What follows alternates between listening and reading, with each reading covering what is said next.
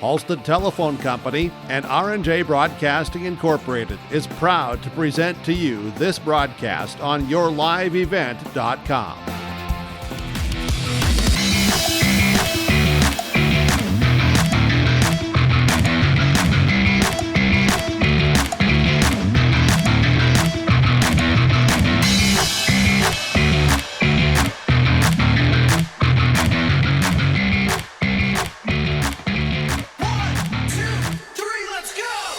And welcome back to your live event, Robotics Show. I am Jack. I am happy, super happy to be joined here by Rory, who is the president of STEM Alliance. He is the mentor or coach, with really whatever term you want to kind of. It seems like mentor and coach is kind of an interchangeable word here for Fargo and the Moorhead schools. So you have a whole bunch of other hats that you wear as well. So if you don't mind just saying a few of them, or if you just want to roll through the entire Rolodex, that's completely fine. Sounds good. Yeah, I am one of the coaches for 7048. I also help mentor team 4360, which would be the Moorhead team. When I'm not doing that, of course, like you said, I am the president of STEM Alliance in Fargo Moorhead here. I'm also on the board of directors for the North Dakota STEM ecosystem, on the regional planning committee for the Great Northern Regional and Grand Forks, on the FUM board of directors for the Upper Midwest for FIRST, and also am the STEM Expo chair for the Fargo Air Show coming back this year. Okay. Now,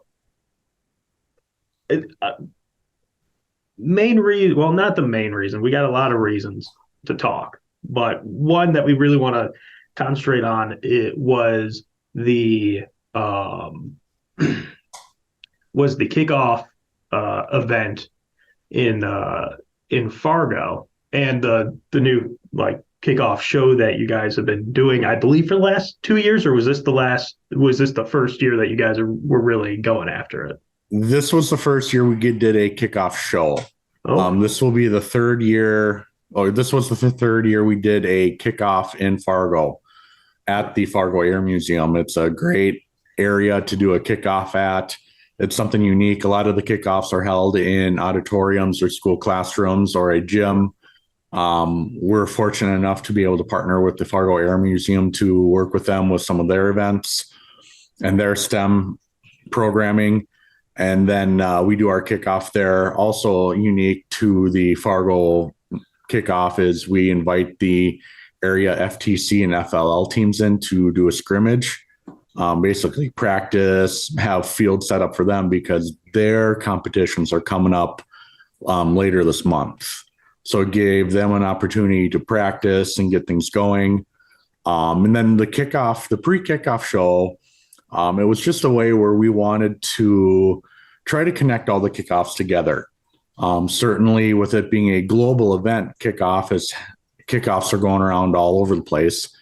And we really wanted to go connect with kickoffs across the FRC Northland, we call it, which would be Minnesota, North Dakota, South Dakota. And certainly we extended the invite out broader as well to people to tune in and watch live. But we focused on the FRC Northland and tried to bring in notable people from around the area just to discuss and have good luck to the season and get familiar faces out there again. It also gave opportunities for some of the robot inspectors, the CSAs, and field staff to relay important information, messages, hints, tips, and tricks to help teams be more successful. And really, at the end of the day, wanted to make everyone feel like they're a little closer in the community. The other big thing is for the third year in a row, there has been a weather event in Fargo, which caused difficulties for teams coming in and out. It wasn't the worst year that we've had, but we had, freezing rain, snow.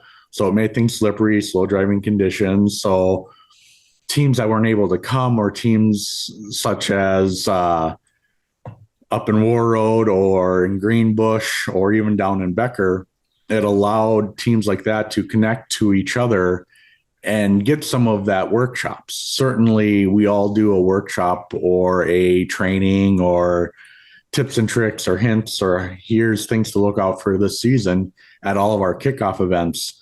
But it's all of us kickoff coordinators going, okay, well, I'm going to do this one here. Someone's going to do something else there.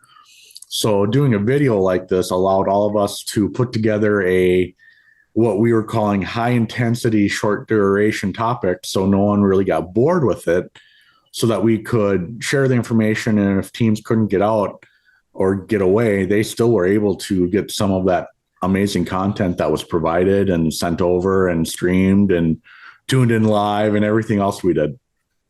No, 100%. Now it was very interesting because, and like you said, with the weather, I mean, it's North Dakota, it's Minnesota, it's gonna be, Yep. It is what it is. Yep. Hey. But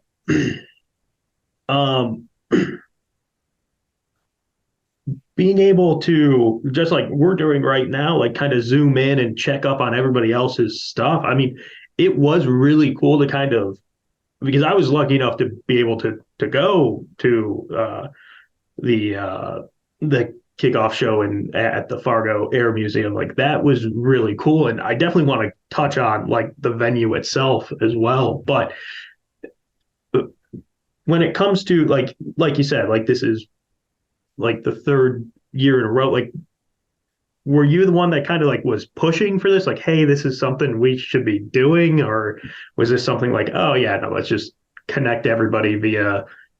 It honestly, so over the off season this year, there's been lots of discussions and with different aspects of the community and the way we interact across state lines, borders, north and south, inner city versus outer city.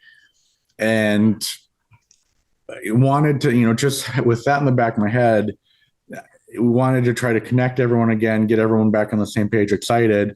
But really the main idea is we were sitting up in Babbitt at the NMRC championship event after setting up on Thursday. And I was just kind of looking at some of the other guys, Corey Applegate and Justin Fisher, and a few of the guys from Becker, and just all of us volunteers that were there. And it hit me. I'm like, hey, let's do this. I know you guys are all doing some kind of kickoff or some kind of event, but what if we did this? Because one cool thing the STEM Alliance has allowed us to do and put some focus into is putting together streaming equipment so that we can go do full audio video productions for different events, or bring in an audio video, but then still stream the event. And that really kicked off after COVID. Grandma and grandpa may not be able to get to the robotics event. And I was a little selfish too, because of some of my wife's family who comes to the events and been going to robotics events for 10, 15 years. And it was, do we go, do we not go? And, is it going to be streamed? Oh, it's not. And it's one of those where it's like, hey, let's do this. Let's get the equipment, which has been great, because then we've been able to tie in with you guys at your live events and get out video for you guys on your channels. And then, so when we were sitting in Babbitt, I'm like, wait, we've got all this equipment. We've got the people. Let's do this. And it just kind of evolved from there. It was kind of one of those aha moments while we were sitting down eating dinner after setup and went, hey, this could be really cool. No, I'll say this. Yes, the kickoff event is really cool, but going back to the live streaming and stuff like that. Like that's how we know each other. And I will pause the interview questioning for like 2 seconds here, just be like, honestly, you've been fantastic. You make it so easy for us to come in. And when I say it is as simple as, hey, he hands us, like, we don't even bring an HDMI cord. Like, you just hand us an HDMI cord and then we plug in, and then we get to do, like, me or whoever else is with me gets to just kind of like geek out of what we're seeing. Yeah, like that's honestly why we're so excited you come, because we'll give you all the data and video, and we appreciate you guys coming in and doing the interviews and getting that time with the students as they're coming on and off the field and getting that extra perspective. It's been a great partnership, and I'm glad we're doing it. And that's, again, why I want to keep doing events like this, so that we can tie into it and get the word out there about all the cool things these students are doing right here and locally and across the world, and competing globally and locally, and having a ton of fun doing it and learning a ton as well. No, and 100%. And really a key word there is passion. And we're going to come back to that in a second, because I have a few questions about your passion for all of this, because you obviously have a lot. But I want to go back to the kickoff show event in Fargo, and I mean the location in Fargo at the Air Museum. Like, how did that I'll call it a marriage, but how did that idea like come up? Where we'll have it here, where, like you said, typically it's just like at a auditorium in a school. Yep. Or something. So that started back in 2021. The air show was coming back after COVID. It was going to be kind of a big event right after everything started reopening, and everyone wanted to keep growing the air show and the experience. So I got a call one day from an email and a call from some of the air show planning committee, and said, hey, we want to do a STEM event at the air show this year. Would you guys be willing to talk about it? And we're like, we had no idea what we were getting into. So a few of us went and met with the air show planning committee at the Fargo Air Museum and met with the executive director there at the time. And they kind of said, hey, we want to start this, just kind of have some more ground events and some maybe even hands-on activities. So we started planning that, and throughout that process of planning the air show, we started forming a relationship and partnership with the Fargo Air Museum. So one thing that we do that the Air Museum does quarterly is history nights.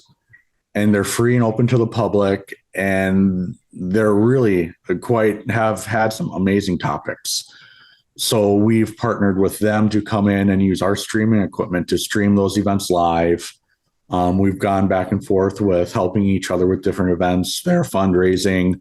They've come out to like the Red River Valley Fair for the STEM building there. They have come to our expo. So it's kind of a partnership where they do something, we do something, we include each other, because again, you look at STEM and you can tie every part of STEM back into the aviation industry. And the also fun thing too is with the Air Museum, they've got all kinds of great planes and memorabilia there, both civilian and from the military. So it's a fun atmosphere, and it just kind of it has grown. So when kickoff came around for 2022, I said jokingly at the time, I said, hey, what if we did it at the Air Museum? That'd be kind of cool. They certainly, the Air Museum has added and do a lot of events, both public and private.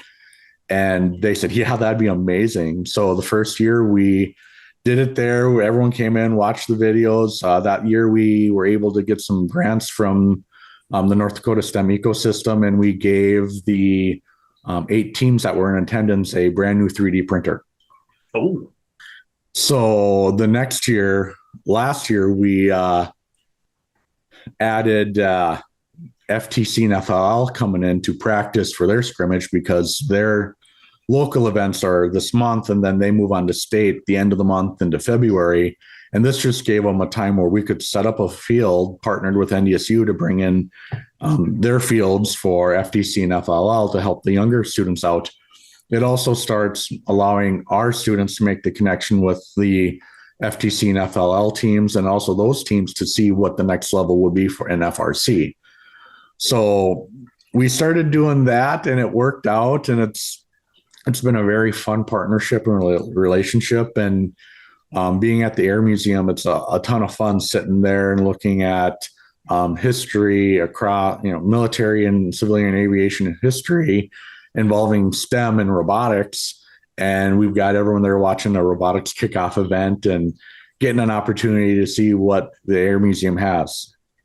100%. And that was because when I walked in, first thing that came over my mind, I was like, "Oh, this is perfect. It's really hand in hand with it." So, yeah, no, it was really cool, and it is something really neat to see, not just to come and see the kickoff show, but also like the few minutes you have in between videos or what have you, like to just walk around and like check out everything. I kind of got lost in there for a little bit because I was like, oh, this thing's cool over here. Like, let me go look at this thing. Yeah. And there was even a second hangar there that we didn't even get into.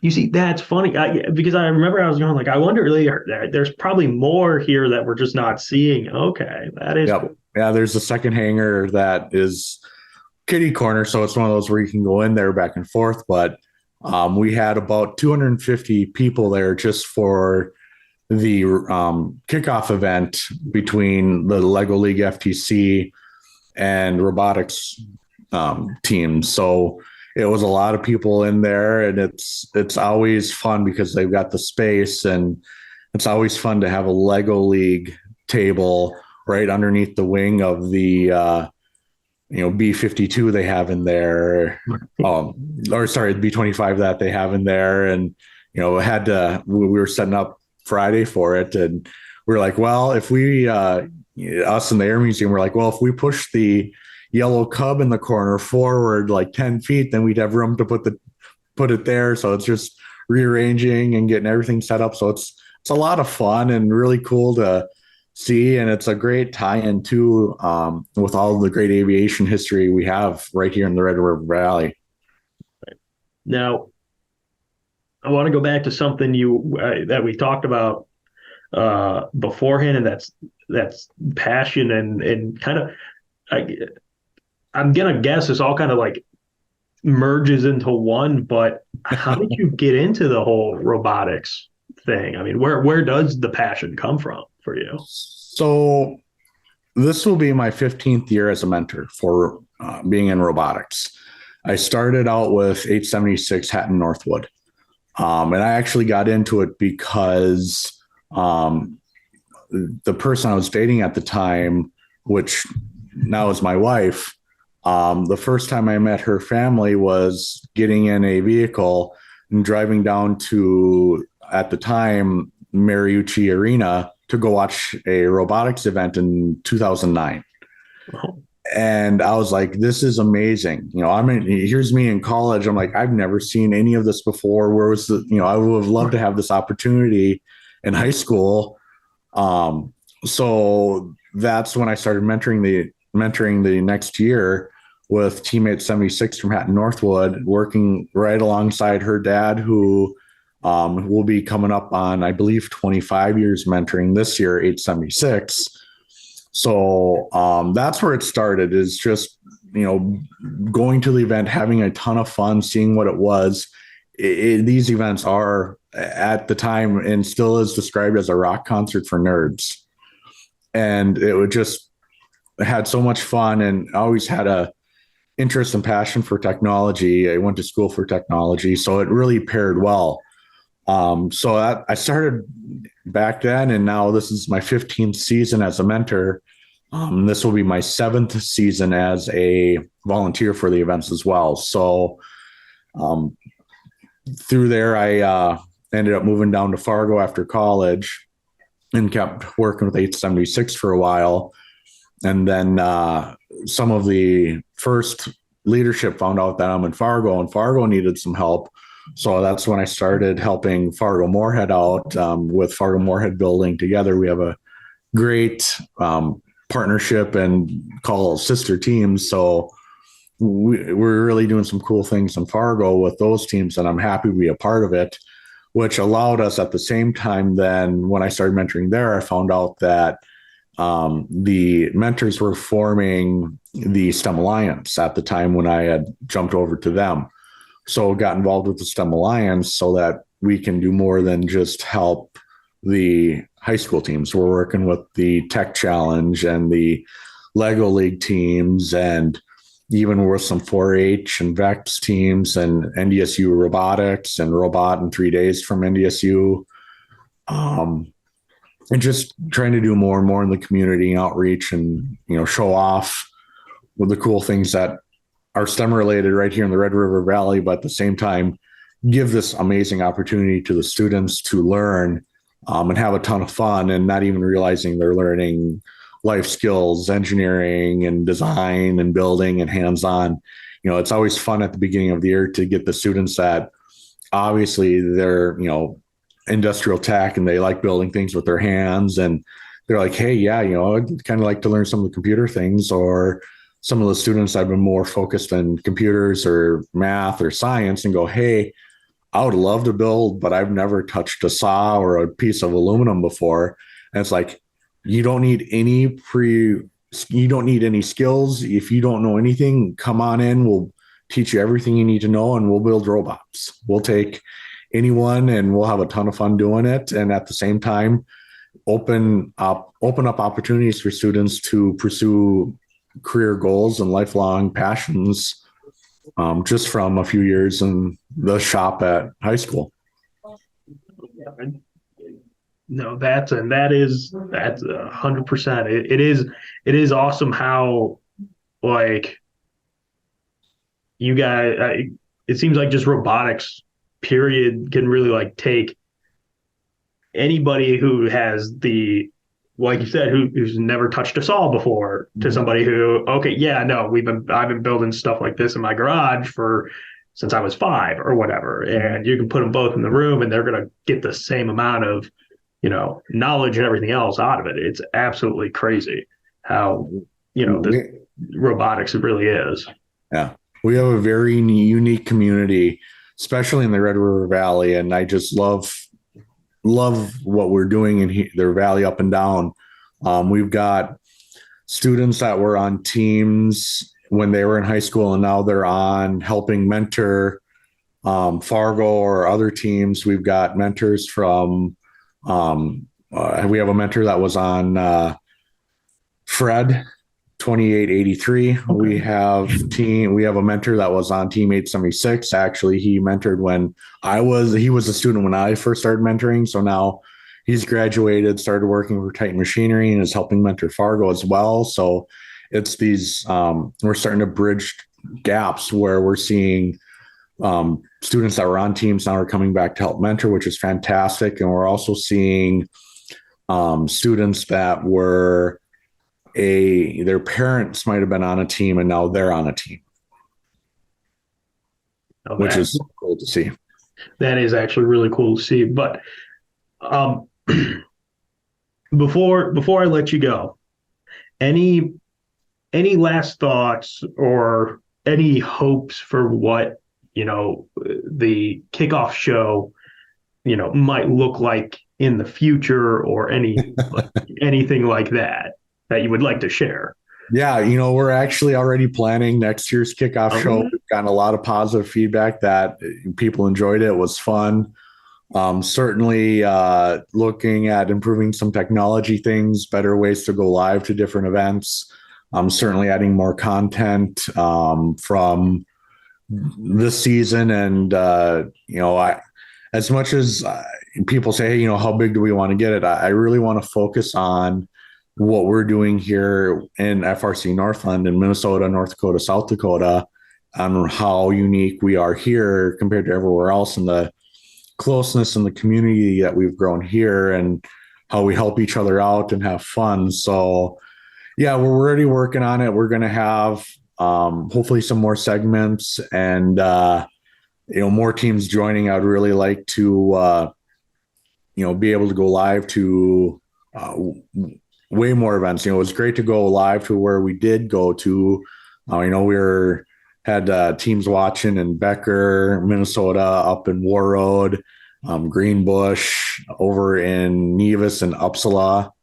So, we'd like to get the reach a little further out and see some of the cool things that all of these kickoffs do, because each kickoff has some unique things they do. And it's a ton of fun. I know you're going to be talking to a few of the other teams that had some fun things, so I don't want to spoil what they did. But yeah, no, it's going to grow and bigger and better every year. My goal is to try to keep it to an hour. I don't want to get it to be something where it takes hours to get through in the morning and no one wants to watch it anymore. But finding that balance. No, perfect. Well, Roy, seriously, thank you for your time. This has been awesome.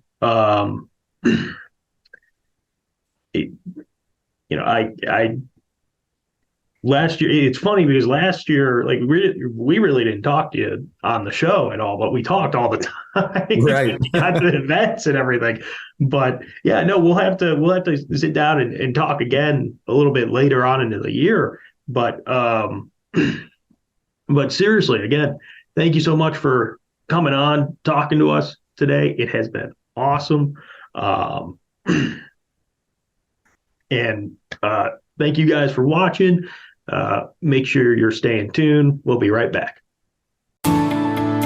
At Enbridge, we believe sustainability is the foundation of our success. How well we perform as a steward of our environment, a safe operator of essential energy infrastructure, a good neighbor, and a diverse employer defines our success. Learn more about Enbridge's environmental, social, and governance commitments and our Indigenous Reconciliation Plan at enbridge.com.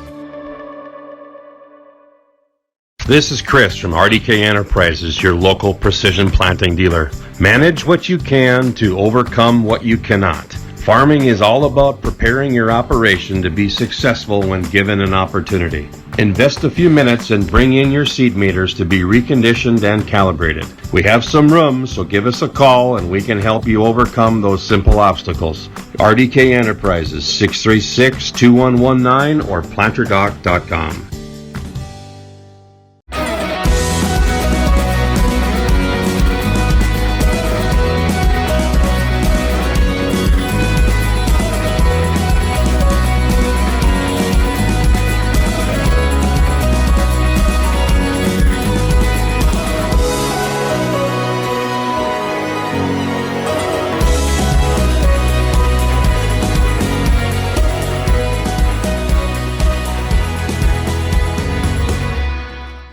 Welcome back to the Your Live Event Robotics Show. I am super excited to be joined here by Sam and Eric from KAOTIC Robotics, number 4539.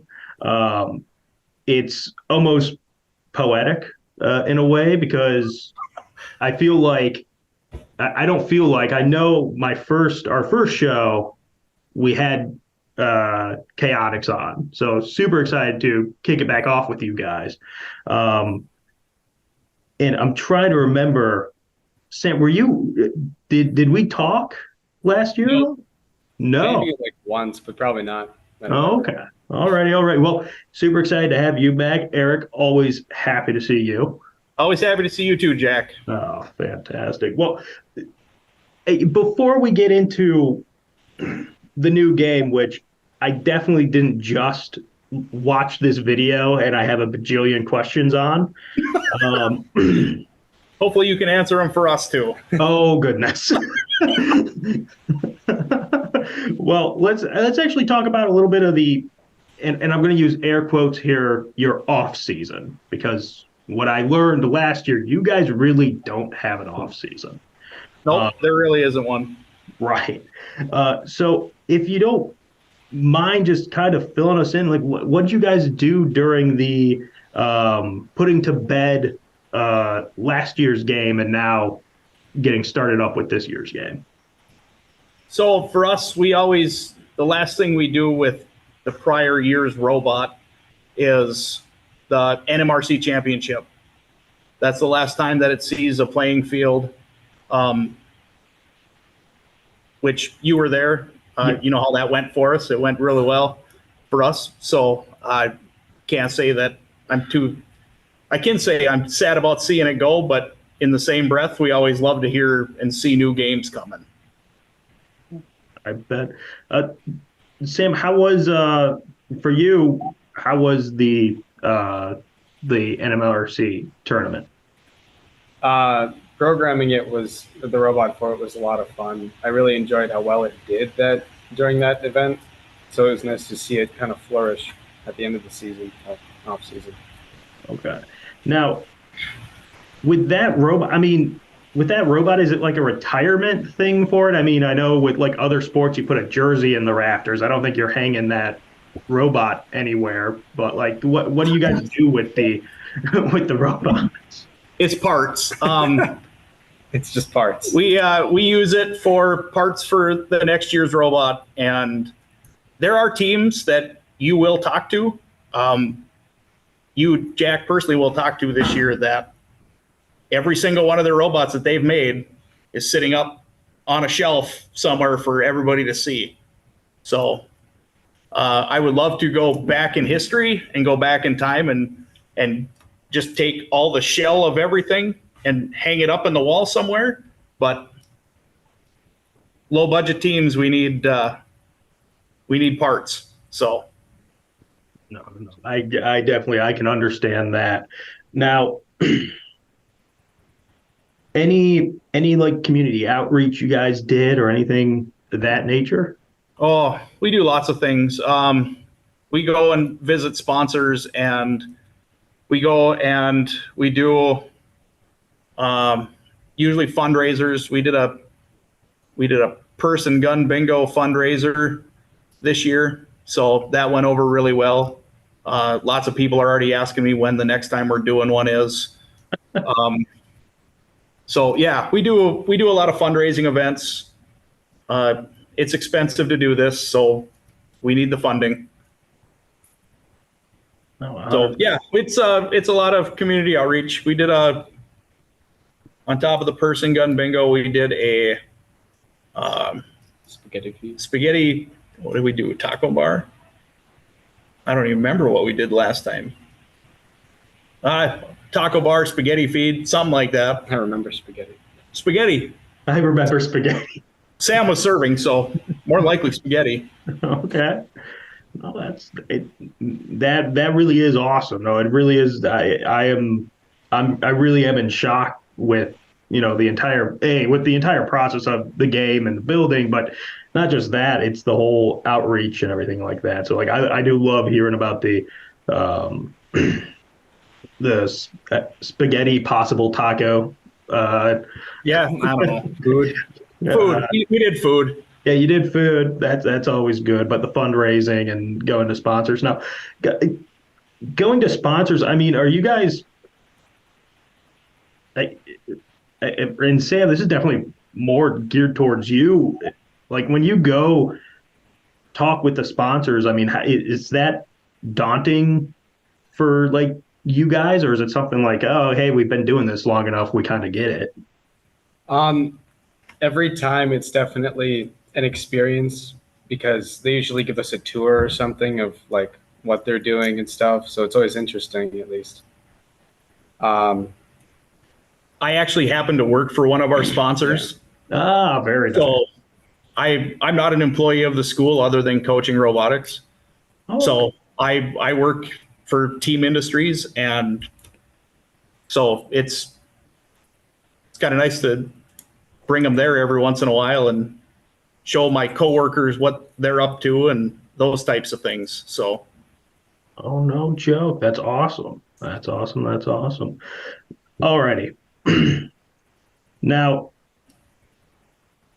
this year's game, Crescendo, there's a lot going on. And Yes, there is. honestly, it seems It's very complicated. it seems like a very large field. Especially, I felt like last year's was very kind of contained. Everything was kind of in its it was a lot shorter. I feel like this one's huge. So it's every year it's the same size field. No joke. Okay. It's the size of a volleyball court. It's 54 feet long and 27 feet wide every year. You guys know how to optimize space then. My goodness. Yep, they're the game designers when they come up with this. If you watch the game reveal, they actually during COVID they did animated games where you could basically create your own game and then send it to first. Well, they took 2 of them and they combined them to make this game. So it was a design challenge for teams. That was kind of user submitted. Yep.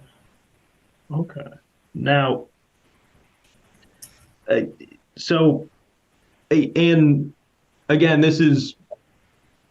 I'm going to try to explain this as layman as possible, but it seems like there's a few different like points of attack with points and everything else. You have a hanging portion. You kind of have a shooting portion with the notes. And then which I'm super excited about. I love when the human element and the humans, the human players can go and get points as well. So now you have that like human shooting point as well.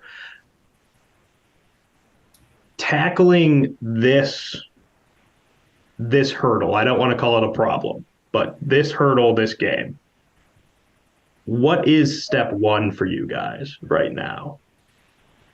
Step 1 for us is prototype. We draw out a list of here's our ideas on a board, and we go from there. So we make one idea until, and that's up to our designers and our builders as to which one they're going to tackle first. So our builder is over in the other room building. He's prototyping stuff. We tried one iteration. We work from the ground up. So our first step is we talk about the game itself. What's the best attack for this game? And then we go from there and we go, all right, so now here's our plan of attack. How do we control this note? Well, the note, if you probably haven't felt one yet, Jack, basically it's a 14-inch donut that's 2 inches in diameter around, and then it's squishy like a Nerf football. Oh, okay. So they're not hard plastic. They're really squishy, and they're pliable, and they bend and twist. And they compress. So there's lots of things that first you have to we start from the ground up. So we have to be able to control it. So how do we get a hold of it? How do we control it? And then from that step, you go to, all right, now I have it. Now what do I do with it? So our elements, the elements this year, there's a shooting element. And then on the side of the field, there's actually a placing element. Hard to shoot it into that. There's an amp. It's called an amp on the side of the field. And that amp is only 3 inches deep. So that 3.5 inches, I think. Shooting it would bounce it out. If you shoot it in there, it bounces out. So you can't, and it's vertical.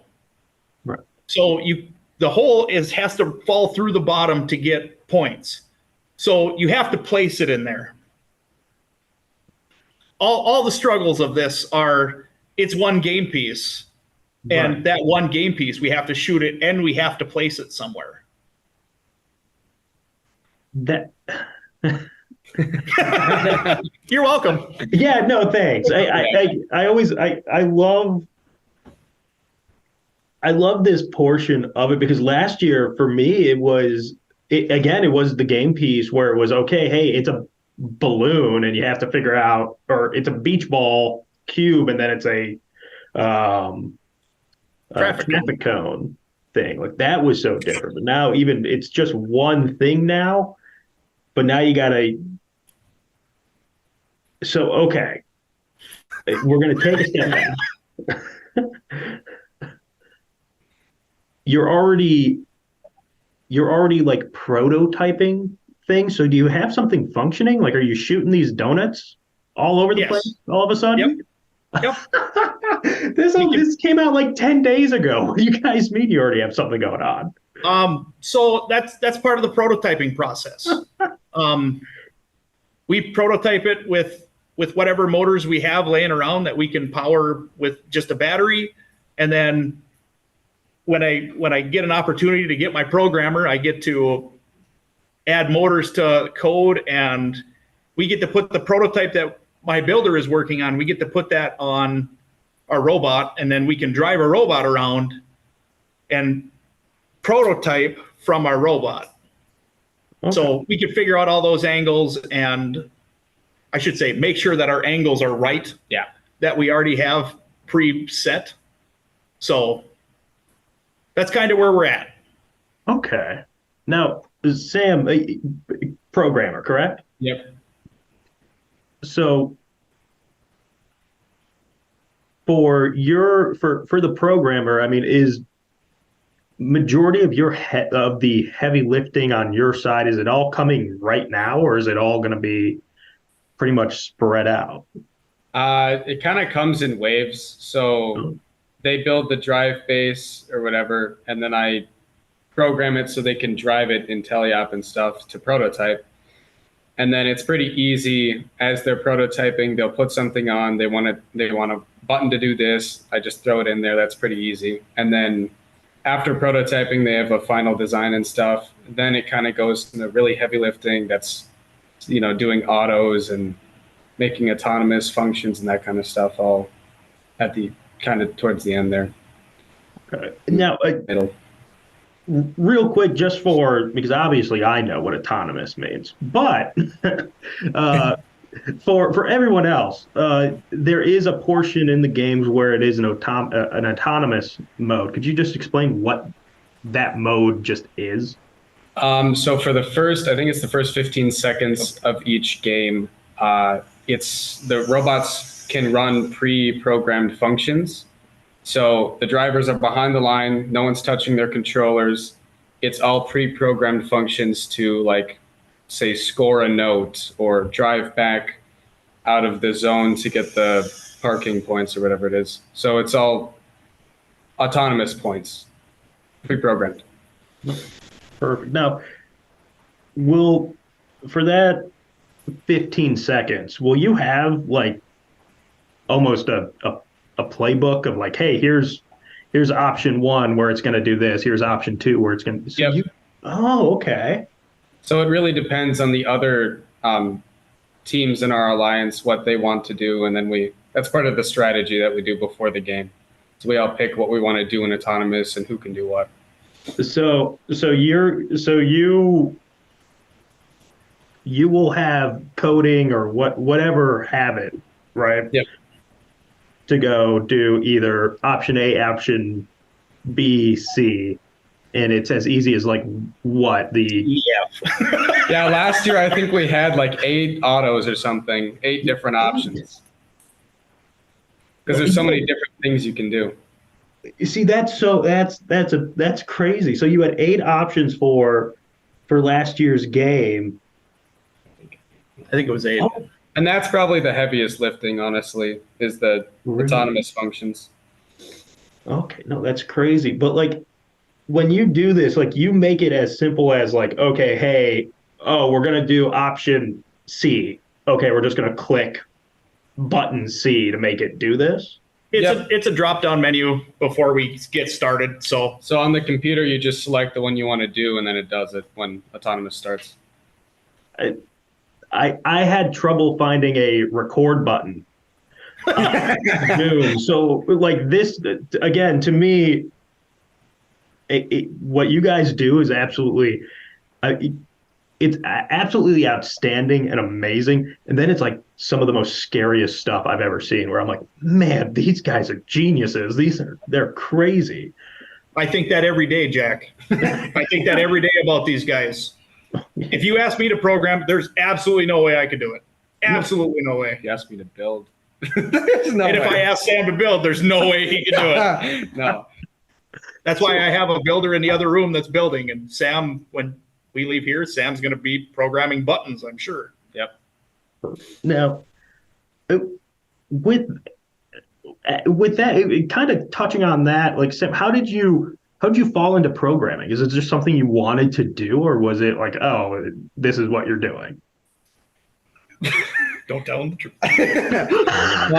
What'd you do? Did you lose a bet or something? No. During when we had the all the lockdowns or whatever with COVID, I was really bored, so I taught myself pretty much, and then I joined the robotics team. And kind of a condition to me joining was to be the programmer. So Well, I didn't need him as a builder. yeah. So. And I switched us from LabVIEW to Java because, no offense to LabVIEW teams, but it's disgusting. There's only 4 left in the country. Yeah, it's gross. 3. There's only 3 left in the country. And we haven't looked back. And actually, it is funny. I do actually remember, Eric, you told me like, oh, we switched to Java and everyone's so happy about it. I think that Yes. Yeah, no, I do remember that. So with the programming and everything else, I mean, are you already, we'll obviously come back to the game itself and the robot, but like, are you looking at that and saying like, yeah, no, this is what I'm going to do. This is career wise, or do you have something else you're thinking at? Career wise, yeah, definitely. I'm going to be attending NDSU for computer science at the end of the summer. So something I'm interested in for sure.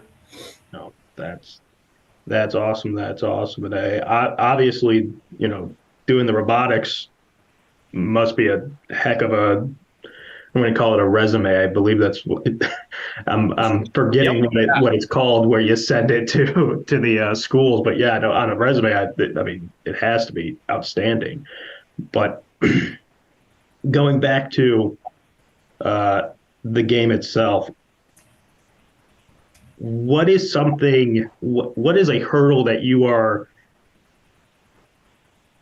maybe you haven't even really given it thought about, but what is a hurdle that maybe I don't want to say scared, but at least looking forward to really tackling? From the build side, the guys were talking the trap. So what the trap is once you climb on that chain, because the climbing portion of it is on a chain. Yeah. It's just a 1/4 inch, 1 inch long length chain. You can actually place one of the notes after you climbed up on that chain into what's called the trap.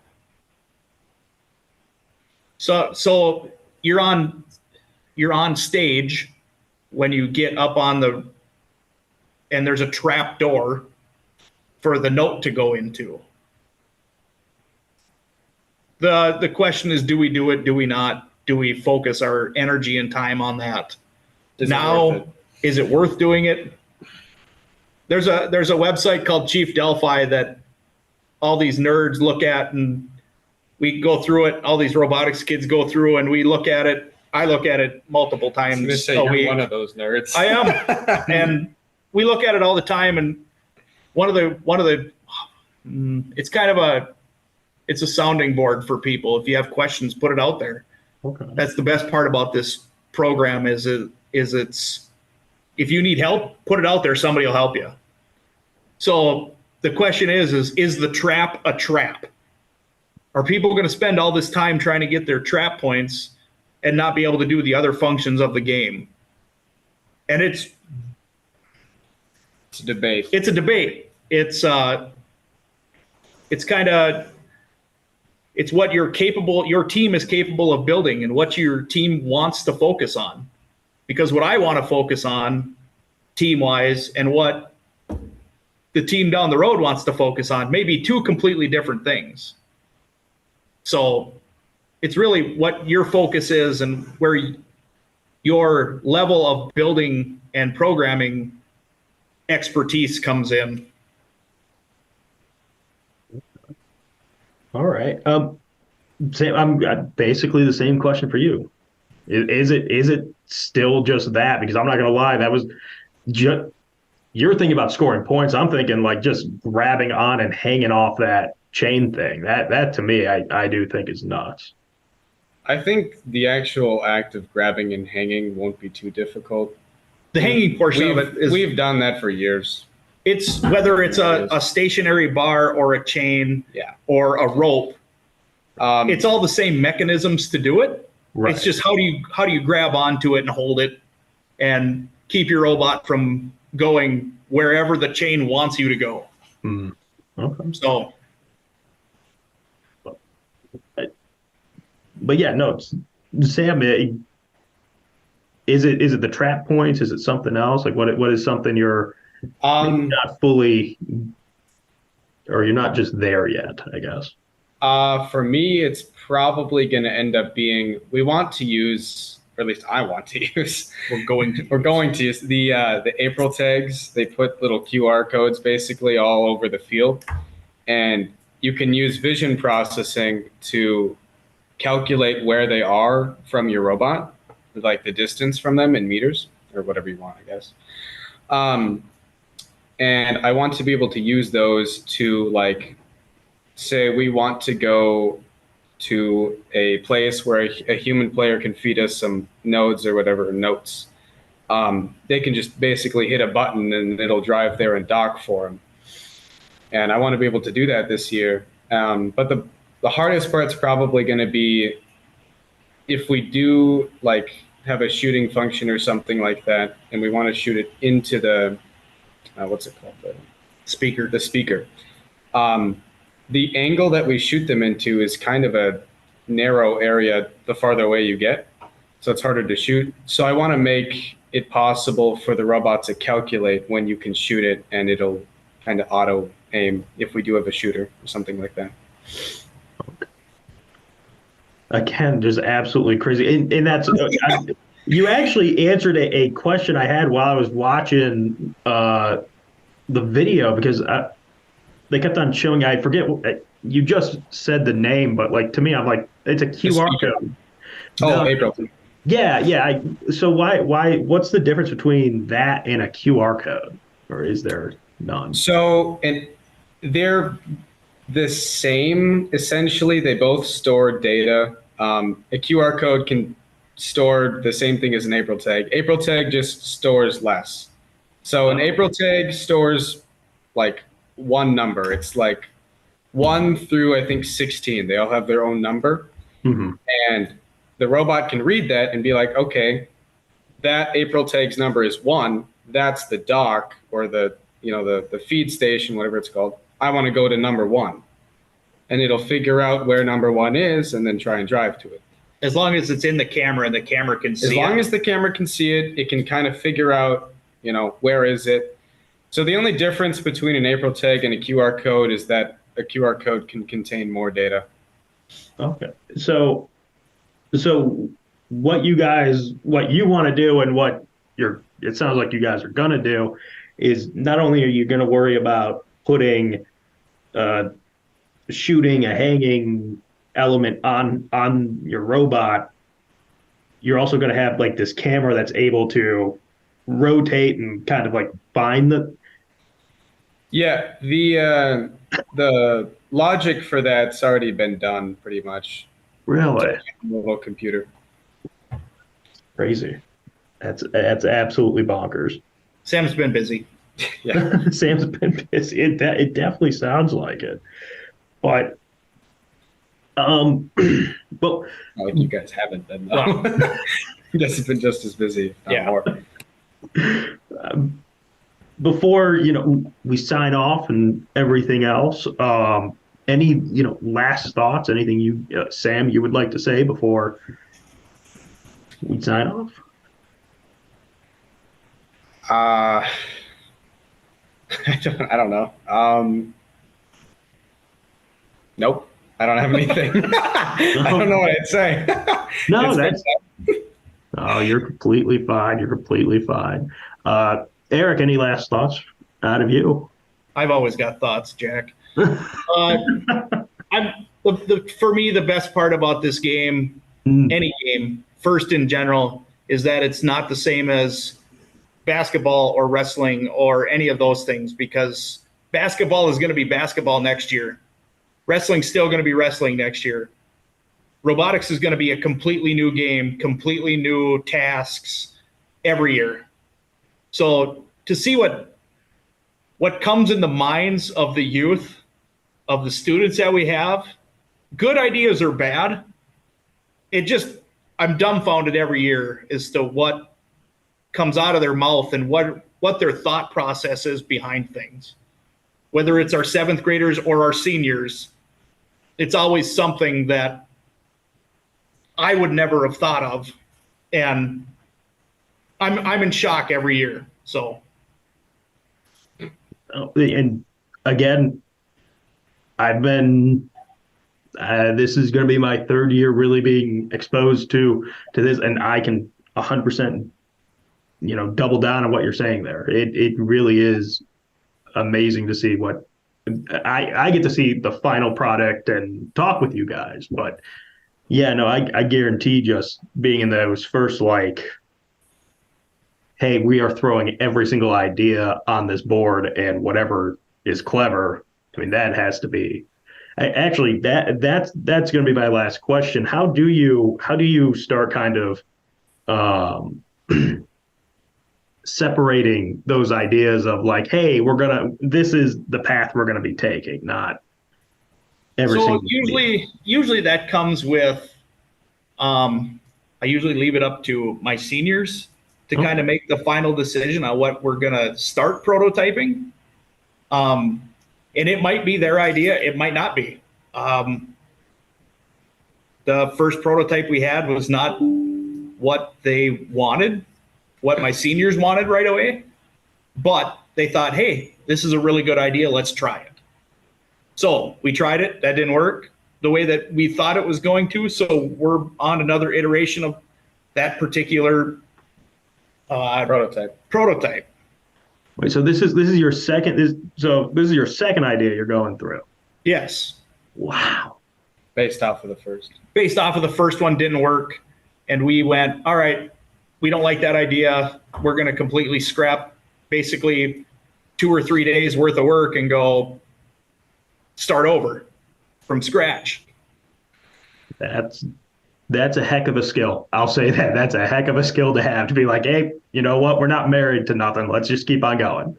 Nope. And so between Grand Forks and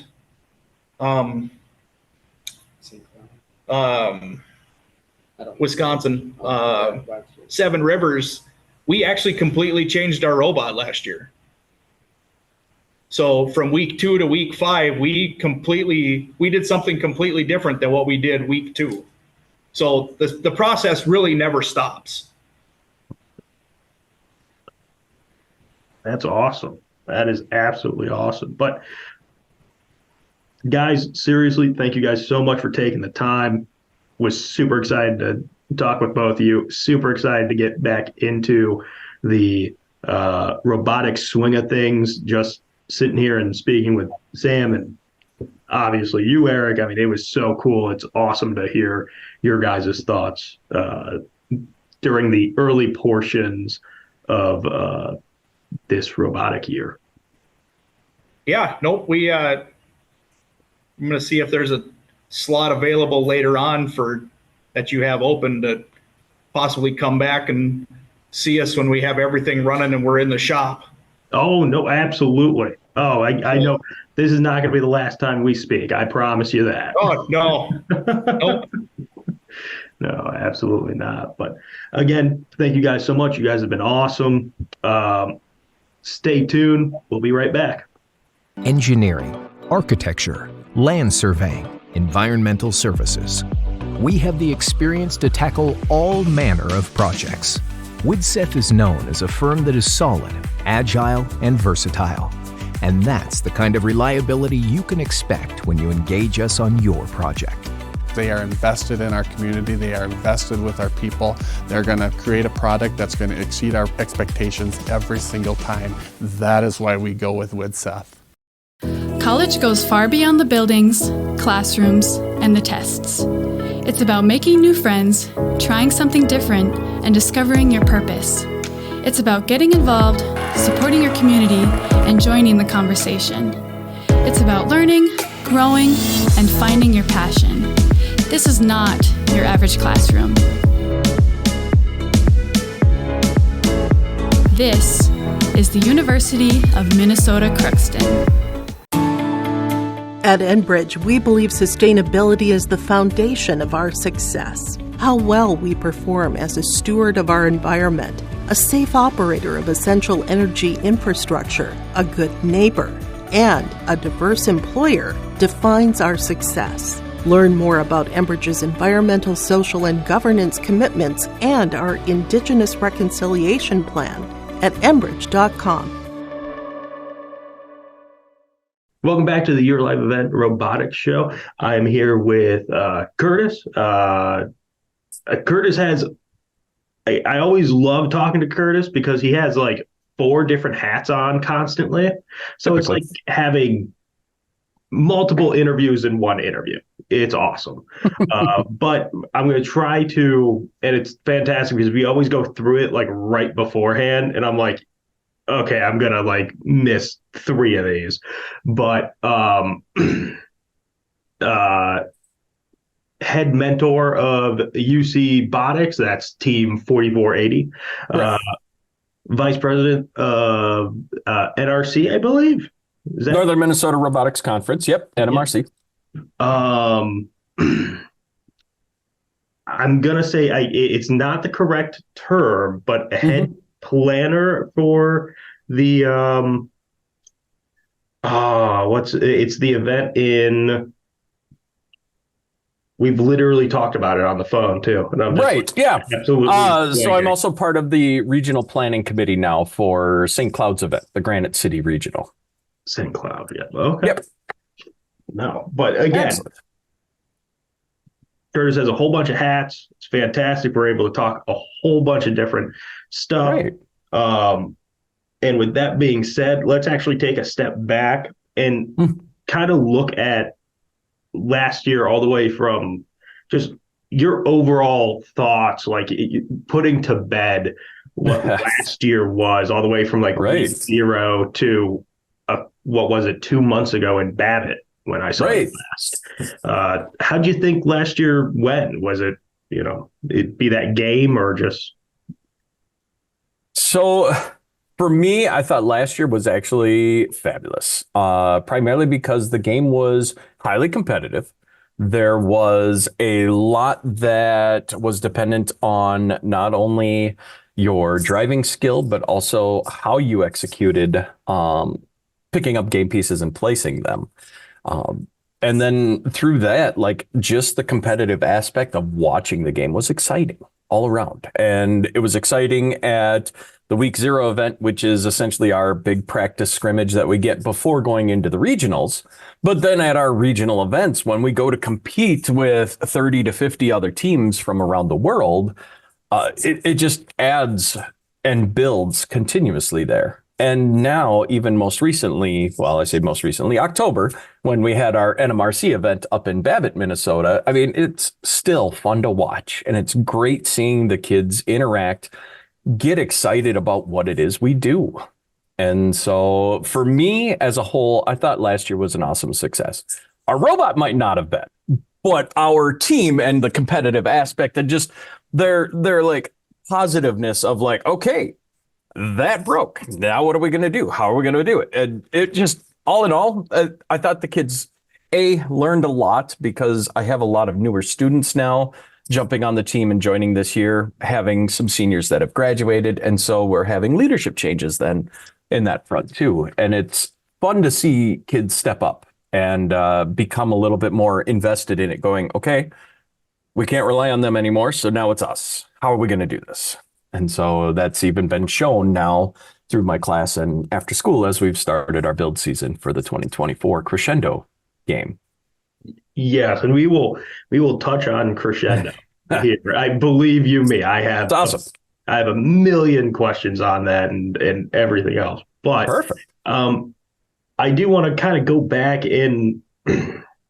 You said a few things with especially, I mean, with success, winning games, what have you, robot, whatever. But like last year, it's always so interesting because I've noticed going to the events that I'm able to go to. I mean, your team, I almost laugh that you guys kind of have a pit, or like you guys typically have like the smallest pit, right? Because you guys are all over the place helping. It is really, really cool. I mean, I don't ever see you physically at your pit. It's awesome. Not typically. So that's always, again, one of those things where, it's such a, the game is such a small part of it. Yes. And it is so cool to see everybody like helping everybody out. And it really is an interesting. I think to stem from that and the idea of the pits and such being all where they are. And so to kind of give a little perspective of it, if you've ever been to like a conference or I even view it as like a county fair where you go into the arts and crafts booths areas and the vendors and stuff, and everybody's got their designated zones. That's kind of what it looks like. And each team has their own spot. And so to play to light as to like, we're never there. And I think that's kind of been more representative of our conference as a whole, because we always stayed in our pit until we realized, hey, we can get involved and we can help others, not just ourselves. And so First has done it very well in doing the collaboration and the cooperate, not only within your own team, but outside of. And I think that really helped send home the message to the students once we started being a lot more involved with our conference and having a little bit more get-togethers and the off-season events and such. They realized, hey, this is more than just us. Right. No. Now, again, talking about, I'm going to use, and rightfully so, air quotations when I say off-season, because you guys really don't have an off-season. No. But this off-season community outreach, how is that going with you guys? So this last summer, we almost pretty much took most of the summer off. I think I had met with only a handful of students in between, and it just was a scheduling nightmare between myself, between the students, other mentor, and it just, things weren't lining up. And so from that point, once the school started, we were able to kind of finalize and normalize a little bit more getting together and such. So from there, we had our NMRC conference event, working with Babbitt and working with the other leadership and the other teams to get the field set up and helping Babbitt know what needs to be put in place and how to make it happen and execute it. What's great, we UC-Botics went up a day early to help them set up their field and the event and the pits. Then following that, after the conference championship event, we came home and the kids were just energized. They were excited. They wanted to do stuff. So talking further on an off-season related, we just attended the Minnesota School Board Association's conference. They have an annual conference down in Minneapolis Convention Center. And from there, we brought our robot and 5 of my students to just put superintendents behind the glass and give them a chance to drive the robot, and school board members and others, and just share with them, this is what we do. And showcase to them that, it is more than the robots, because the students now have a genuine opportunity to talk to these superintendents, school board members, the educational leaderships of our state, saying that, yeah, we build a robot, but it's also a character builder. I'm learning career skills. I was inside of my shell until I joined the team, and now I'm able to talk to you as an adult, where I would have normally just shelled up and kind of hid in the corner. So it's nice to see that happen. Oh no, absolutely. And I mean, it must have been really cool for the students to like, okay, here we're putting these controls and everything else in the hands of school, like you were saying, school board or superintendents. Yep. I mean, again, I'm hoping they probably know, like, oh yeah, this is what we do, X, Y, Z. But then all of a sudden, like you just said, that like, oh, they're getting all this other stuff. Yep. No, that is awesome. Again, yeah. So the actual MSBA conference, this was our second year attending, and I'm going to give props and many thanks to 3102 Nevis's Techno Tigers to invite us along to help set up the field and get everything all prepped. And at this year's conference, we had 5 teams there present and counted for. Nevis was one. Us. We had Alexandria 3313 with Mechatronics. We had 7235 Ogeechee Doug from Red Lake. And also Babbitt made the nice long trek from Ely area too. And so we had very nice confab talking sessions. The students all got together and had wonderful conversations as well. Just talking with one another too, which was fabulous to see. That is awesome. No. All right. That was last year. That was off season. We're now in the throes of yes, we are season. And this season is crescendo. Correct. This game looks treacherous. I'm not gonna lie. You have the shooting portion, you have a hanging portion, the hanging portion, that's devious with that chain. Whoever came up with that one, kudos. Right, no doubt. Very nice. And then you also have a placing portion with the I don't believe that's the subwoofer. I think that's the speaker area. The amplifier area. Yeah. So they utilize the musical connotation: amp, speaker, notes, center stage, stage left, stage right, that type of deal. And so to just kind of boil what the game is, you need to, your robot is going to pick up 14-inch round rings, essentially. And they're made out of a foam, but it's not like a pool noodle foam. It's more of a stress ball material. So more Nerf than, because I thought it was a pool noodle. When I was watching the video, I was like, oh, okay, it's a pool noodle. So it's a Nerf. No, it is actually a little bit more stress ball like. So a little bit denser and a little bit harder to press and push together. And so your robot needs to collect them, whether it be from a intake or from on the floor level as well. And so once you get them, then you have to travel back to your own side of the field and deposit them in 2 different main zones that you had kind of hinted about. The first was the amplifier, which is a flat wall that you pretty much slide it in like a little, like a coin slot almost.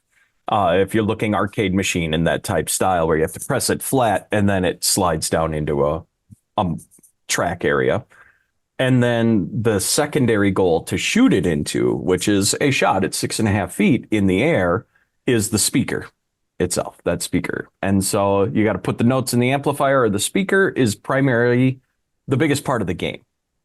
And then we get into our end game area, which is the last 20 seconds. And in the center of the field, each team has their own stages, is what they've been nicknamed or called. And on each side, it's triangle shaped. There's a draping chain linked between the columns, and your robot has to go and grip it and just be off the floor, balanced, not touching the ground. If you are super talented and have a team that is very capable, there is one additional track slide area. You could place a note in the middle of center stage as well for bonus points.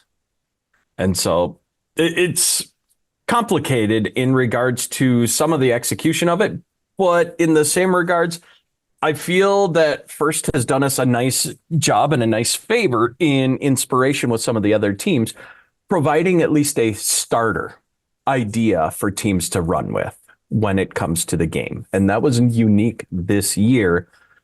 and was reflected in the gameplay videos and the field tours. They gave a field tour at the end showcasing like the different parts, how they interact and how they do. But then they provided a robot example on what can be done for teams to at least get a start on the shooting the note into the speaker aspect. Now,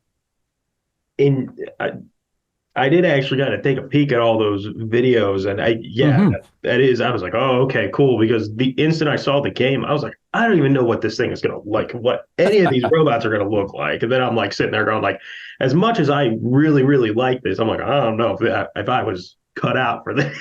Right. But, with that being said, the game was announced 10 days ago, Tyler, 11 days ago. Yep. What has the first, like, I mean, is the team in the design portion, or are you already like have wheels on something, trying to do something? Yeah. So in the past, I could speak to when I had my veterans and those who were like, Uber, we got to build, we got to do this right now. Yeah, we would typically take like the first day, our kickoff day, which was that Saturday, and spend like 4 to 5 hours pouring out ideas, going through the rules manual, digesting how can we play, how do we score, what are the hypothetical best case scenarios, and what do we want to do or emphasize and be essentially really good at.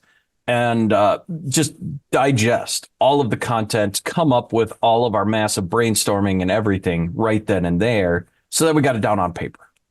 And then we'll take like a day off to just kind of let the excitement ebb a little bit and come back that Monday and dive in a little bit more thoroughly. And we've done that. We didn't do as much strategy planning this year as we have in the past, primarily because with newer students trying to build up the idea of, okay, what is strategy?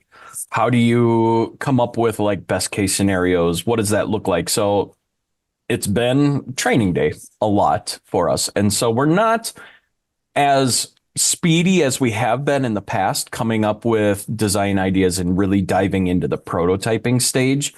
What I will say we have done for our team so far is we reviewed some of the creative ideas that Robot in 3 Days has put out, which is college level programs and such that take the exact same game and build a sample robot of doing the different elements and what they feel was a solution they could achieve as well. And so we've watched some of those to get a little inspiration. We've looked at a couple of other tactics. And when we were at the MSBA conference, we also chatted with the other teams to get an idea. What are they thinking? How are they looking to execute, share and swap ideas and how to make things better? And so for now, as far as my team goes, we've started actually working on our drive base. And the primary reasoning behind that is, well, you got to be able to make your robot move and do something. And with the move and do newer students, they need that experience. So we're looking at getting a drive base done here, if not the end of this week, very early of next, so that we can get them driving, get them the experience of being on a field. How does it operate? What does it move like? Because every drive base seems to operate just slightly different. And so to give them that experience in advance, once they start driving and get a better feel for it, we'll look at our manipulators, which is picking up the notes, shooting them, placing them, whatever it might be. So the key for us right now is get that drive in line so that we can get a feel for behind the wheel. Okay. Now, when it does come to the driving portion and that part, I mean, how much of the old robot are you actually, I don't want to use recycling, but how much of the old robot are you just like, okay, no, we just got to take this portion off and then we can add, or is it worse? In the spirit of first, you should be starting ground level up. And so if you have a ready-made robot, in the spirit of first, it should be deconstructed before reusing any said part. And so this year, we have not actually taken apart our NMRC robot just yet because of our conference, but also we're taking a little bit of inspiration off of it because I think we are going to try to utilize a smaller drive base than we have in the past, but we're utilizing newer materials and changing it up just slightly because previously we had been using Andy Mark's chassis, the AM1 4U. What we did is we had it just as a 4-wheel drive base instead of a 6. And so we're going to go 4-wheel drive base. However, it's unique to us this time around because we're going to operate with what's called Omni wheels, which gives you a little bit easier mobility, swinging and turning, fighting friction essentially on the carpet, especially for the turning aspects. Okay. So I last 2 years, I heard a lot of like swivel drive or swerve. Yep. Yeah. Swerve drives. Yep. So Omni, this is different, but it sounds semi-similar. Yes and no. So a swerve drive base is take, for instance, a car, and you have your front end where you turn the steering wheel and the wheel turns. Right. Well, if you have 4-wheel drive, all 4 wheels are driving at the same time, and then your steering wheel turns. A swerve drive allows you to turn your wheelbase in a full 360-degree fashion while moving and propelling forward at the same time. So it's 4-wheel drive, but all 4 wheels turn at any given point.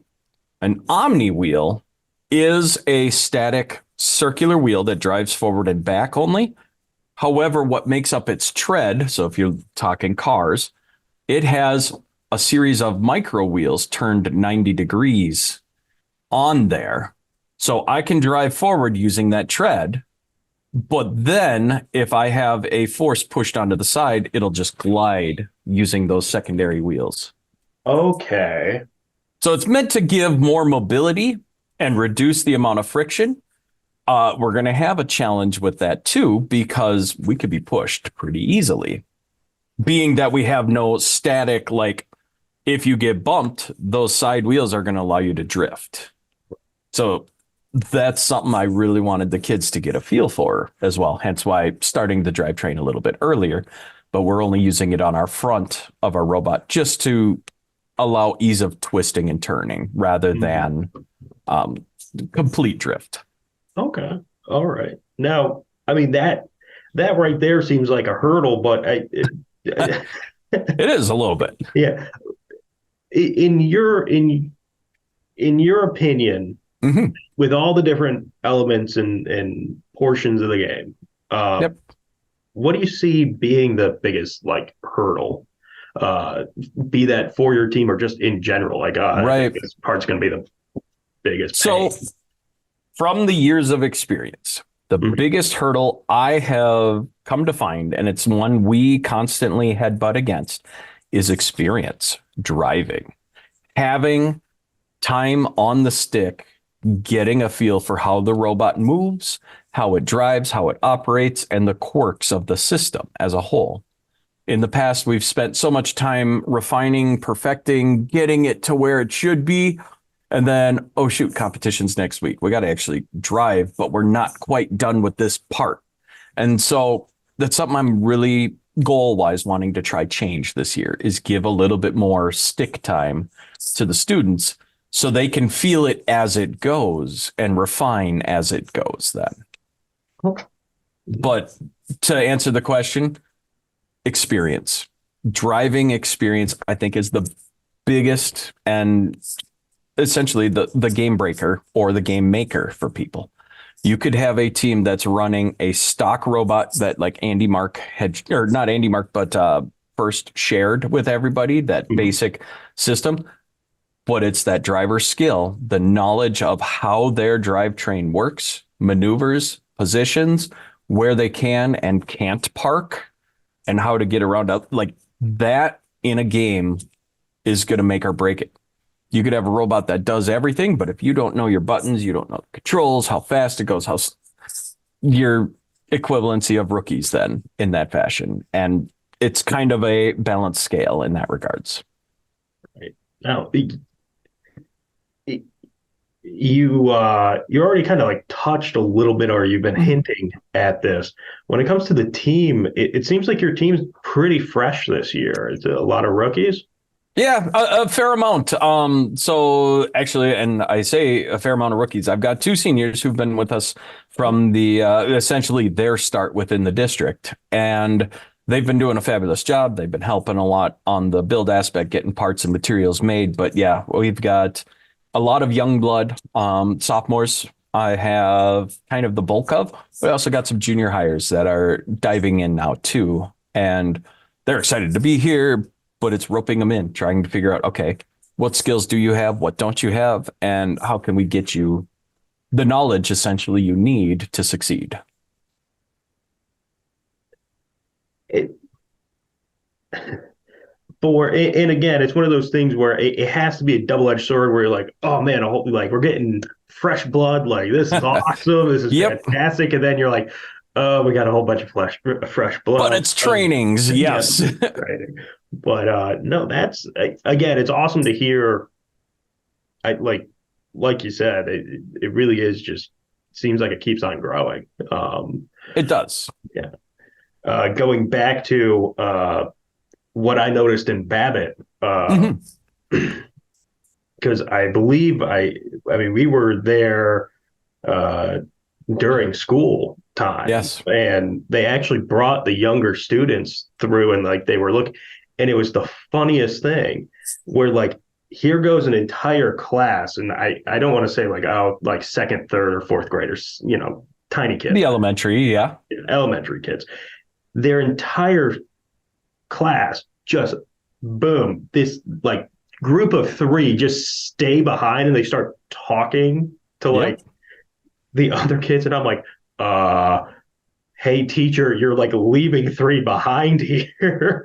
But I'm like, no, but that's awesome because they're really they're like, oh, dude, cool, giant, like to them, giant robot thing. This is awesome. But yeah, no, it is really cool.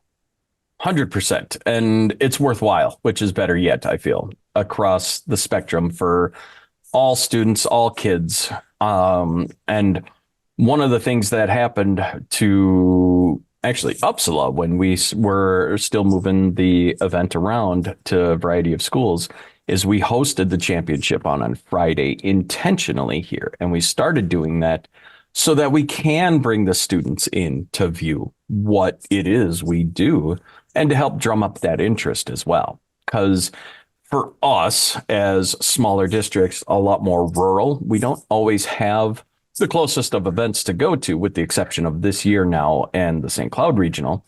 We have to travel. Well, you board up a bus of kids and take them to Grand Forks from central Minnesota. It's not really going to happen with like 3rd and 4th graders to come witness and see what the robotics event really is like. But if you bring it in, or you bring it a lot closer to home, then it's a lot more feasible, you could say, to do so. And that was something we started here in Uppsala in 2021, and it's kind of carried forward from there to share. This is what we do. So it's fabulous. It's awesome. Now, real quick, last question. Sure. So once school is done, once practice like kind of starts for you, what does practice kind of look like for you guys right this second? At this moment, it's an assessment of, okay, who's all here?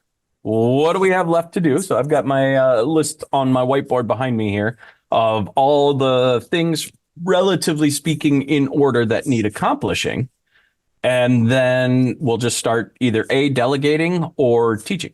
What do we need to do? How do we need to do it? And what's the proper order that we can do for accomplishing tasks? Recently, I've had as few as 1 to as many as 6 show up after school just because of, well, timing and sports and other activities that are happening.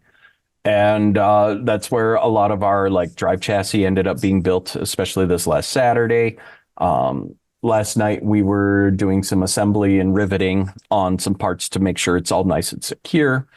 And so it's a little bit of a hands-on training aspect where you come on in, you really don't know who's going to show up. And if you have new folks that manage to make it in, well, we're going to put a pair of safety glasses on you and get you involved on something right away, just so that you could get a feeling of experience and belonging, that I'm helping, I'm doing something and helping make something a little bit further.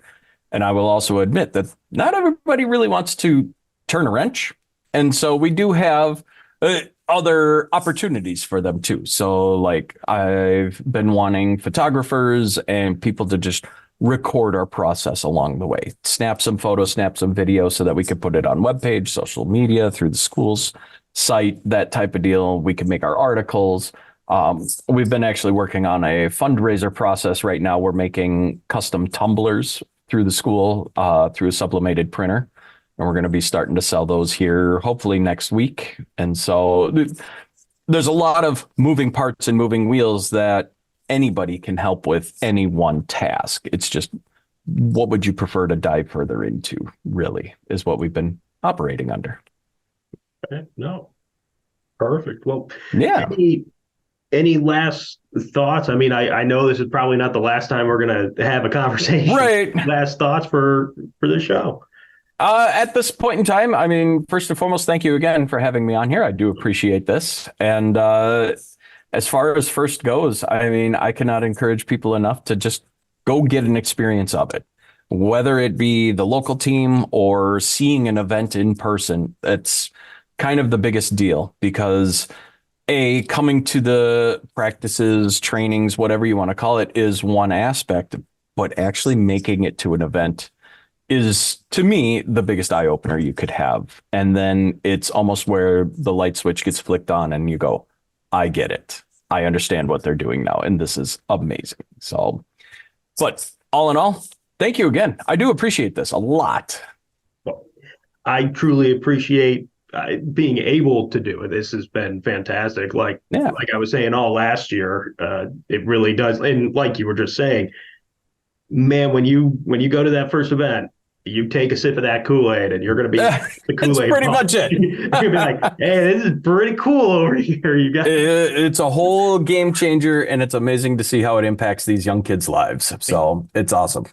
And that's the biggest thing I take away. How much this, and I don't know if I think some of them understand how this does, how much it does, but the ones that don't, like, that's even better, where it's just like, yeah, no, this is great. It's working. Fantastic. Exactly.